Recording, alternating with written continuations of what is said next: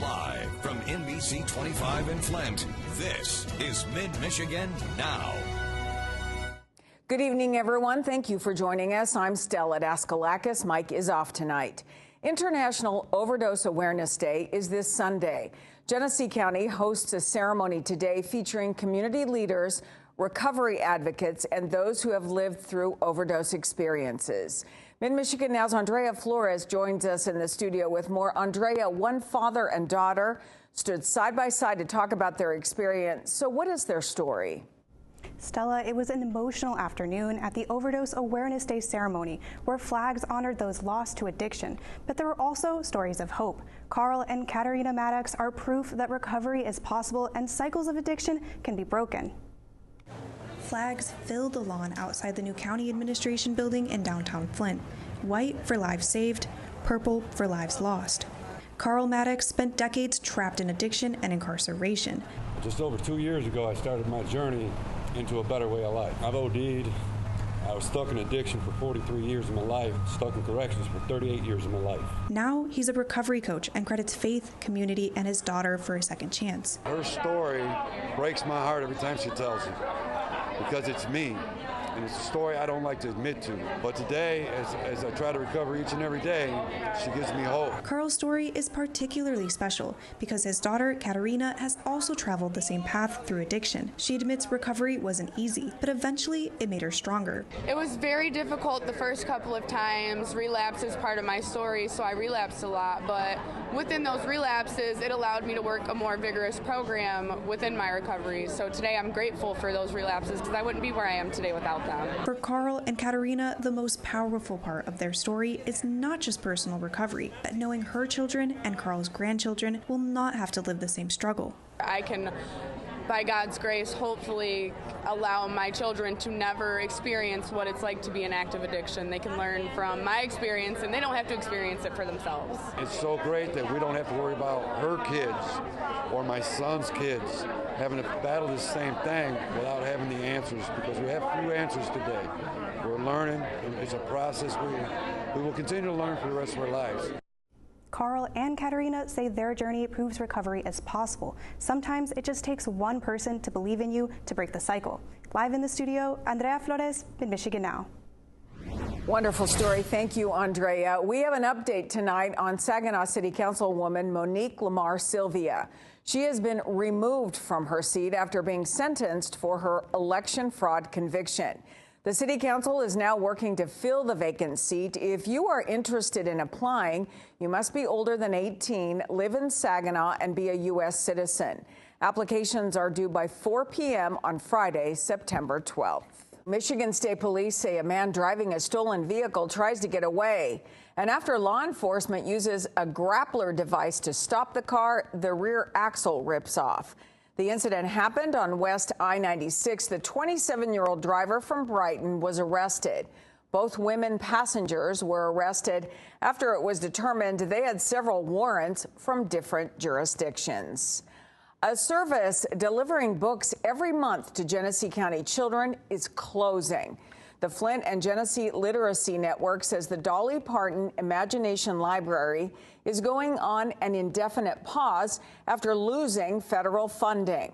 The program has been serving Flint since 2016 and the counties since 2023. In that time, the organization has donated 350,000 books to more than 21,000 local children. The program costs about $2.20 per child per month, or $26 a year. Dolly Parton's foundation pays for the book program, but local communities raise money to cover the books and mailings. The director of the network, Jessica Kitchener, says the news is disappointing, saying we celebrate the positive impact the program has had on children and families across the country, end quote.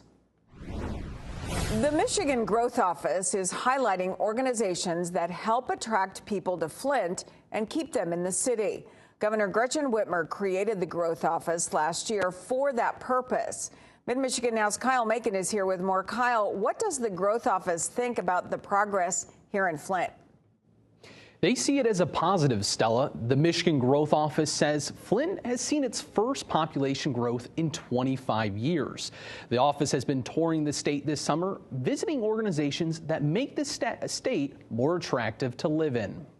Michigan is seeing growth in 66% of its counties, but the work is just beginning. Hillary Doe is the state's chief growth officer. She was in Flint Thursday touring organizations, including the Flint River Watershed Coalition. To show them how the programs we do, particularly with young people, and how we're connecting young people to the environment and empowering them to make a difference in their own community. Darren Bagley with the Flint River Watershed Coalition says they're trying to show people how beautiful Flint is to call home. When we have young people testing the water, we ask them what they thought of the river beforehand and what they thought of it afterwards, and they're amazed that the river's healthier than they thought it was. These important lessons change how people think about Flint and make it a more welcoming place to live. Doe also toured Kettering University. We were able to give a little bit more behind the scenes on the hydrogen bus connection that we have with MTA, which they saw earlier, as well as connecting to some new research that we're doing on carbon capture. University spokesperson Jennifer Umberger says Kettering also offers students a chance to work in the industries they study. Two of my favorite stories to tell are from students who came from out of state to study here at Kettering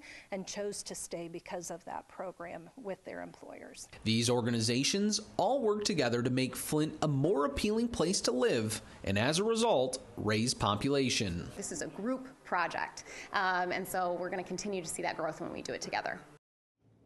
Flint was the last stop on the Growth's Office summer tour, and Hillary Doe says you can help bring people to Michigan by simply sharing the amazing things you think the state offers. Live in the studio, Kyle Macon, Mid-Michigan Now. Claire's executives reveal a list of hundreds of stores which will close as part of its Chapter 11 bankruptcy proceedings. In a court filing this week, the jewelry retailer listed more than 290 stores it plans to close, including the Saginaw, Brighton, and Howell locations. The company announced last week it sold its North American business to a private equity firm for more than $100 million. The firm says it plans to preserve the chain in a downsized form. It's Claire's second bankruptcy in the last 7 years. When one door closes, another one often opens. Nuevo Vallarta No. 2 is Mundy Township's newest Mexican restaurant. As the name suggests, this is the second location, with the original one in Grand Blanc. Nuevo Vallarta No. 2 is open from 11 in the morning to 10 at night during the week and until 10:30 on Friday and Saturday. You can find them at the northeast corner of Hill and Torrey in front of Meyer.